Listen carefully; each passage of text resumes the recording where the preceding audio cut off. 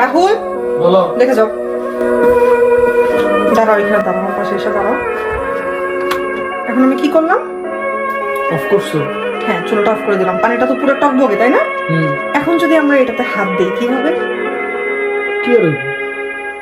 কি আর হবো মানে কি, হাত পুরো যাবো না? হ্যাঁ, পুরো যাবো। একটু দিয়া দেখো। আরে পাগল হয়েছে নাকি? এটা তো গরম আছে, এখন ঠান্ডা হয়েছে নাকি?